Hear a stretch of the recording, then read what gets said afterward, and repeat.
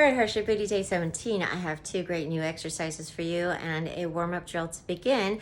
The two exercises are going to be done on the floor. They're a couple of my favorite ones to do on the floor. It is the rainbow and wag the tail, but we're going to start with our walking lunge psoas drill for our warm-up slash mobility. And the walking lunge means we are going to travel down whatever space that we have. And this one, okay, thank goodness he moved. So the walking lunge, the point of this exercise is not so much of the lunge, so don't worry as much of as coming all the way down or taking a super long stride. As long as you're able to tuck the pelvis here, you'll engage your hip flexor stretch a lot more, but then we're going to get into the psoas by raising our arms above and bending over to the side of your front leg, and then just continuing down the line, okay? And alternating all the way down the line, however many steps that you have available to you. You could turn around and reset, or you can walk it back and restart. So if you don't have the space to travel, you can just keep it stationary, okay, by alternating the lunge. So again, you don't have to take the biggest stride possible. Just make sure that you're staying square through the hips and trying to take away that wobble. And once you're down here, instead of having to go way low, as long as you're able to feel this hip flexor stretch or tuck the pelvis under to engage that more, and then of course your overhead reach, okay? And then you could just come back and alternate that lunge, okay? Now, if you don't have the momentum or the power to drive yourself back, and or you have some knee issues, reverse lunges are always your best bet when it comes to lunges. So you would just step it back into your reverse lunge, especially if you have knee issues, or for everyone really.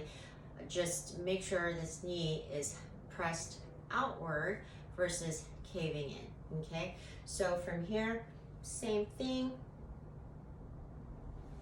I'm sorry, I lost my voice for a sec. And then just step it back to center, step it back into your reverse lunge, okay? And take your time with this. As far as how fast you go, just do it for 2 minutes overall for your warm-up. All right, so we're gonna get down on the floor for these two exercises. I'm gonna actually show you from behind because of the leg motions that I wanna show. So the tabletop position is what we need to be in for these. Remember, wrist under your shoulders and your knees stacked under your hips. So again, into tabletop here, engage through, suck the belly in. That'll protect your lower back and work the abs at the same time. We'll do the rainbow first. So if we're going to work our left glute, we'll have our left leg extended and out to the diagonal, okay? Now we're going to lift and all the way up and around into a rainbow position, a rainbow shape, as if you're drawing the rainbow with your toe, okay? So cross it over and back. So every time you come back, that is 1 rep. If you're finding that it's hard for you to keep your abs sucked in during this, and you're shifting too much, or you're getting a sway back, okay, try first to focus more on the belly engagement. If that really is difficult, then you could go down on one elbow. So instead of a tabletop, you would come down on one elbow for the side that you're not working, okay, for the glute that you're not working, and do the same thing. So you should be able to engage your abs a little bit better. The advantage of being down here is you'll also take away your swag back position, because you just can't in that position. So try that. Try to make sure that you have a nice extension of the leg and that you're coming up into a nice smooth rainbow, and making sure you tap down on the other side. When you tap down on this side, you want to feel an additional reach and stretch, okay? And during this whole time, your glutes are on and you're not doing any unnecessary shifting or opening up with your pelvis. But, you know, we all have slightly different biomechanics and different strength, mobility, flexibility in different areas of the body. So whatever is having you feel it in your glutes, you make the tweaks as needed. So play around.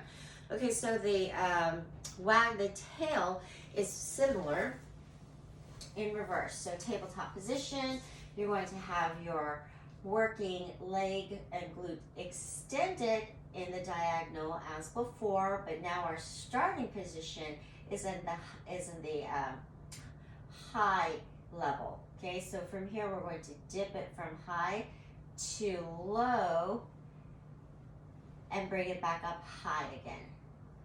Low and high. Low and high. So when you come back to your starting position, okay, make sure you're really engaging at the glutes, and that as you dip down and you tap it back up or bring it back up, that you're also feeling an oomph there. So it's basically you're engaged the whole time. Same thing here. If you're finding that you're doing different things with your pelvis, go ahead and get down on your elbow to try to stabilize yourself, especially if you're finding that you're wiggling through the butt like this. That's wag the butt, not wag the tail. Okay? All right, so how would you level this up? You would have ankle weights as the best option, so 2 pound to 5 pound ankle weights. If you want to also do these as a burnout, I try to go for 30 reps on for each set on each leg. So you could stay with one exercise to where you alternate before you move on, so that you do have a little bit of a reprieve, you know, between each side that you're working. But that's another way that you could tier it up, that you're actually tacking this on as a burnout exercise. Now, if you're doing this as part of a full glute focused exercise, then always add the hip thrust and or bridge, okay, exercise option, or one that focuses on the glute med. Okay, all right, and then don't forget to stretch it out for at least a couple minutes after each session. See you next time.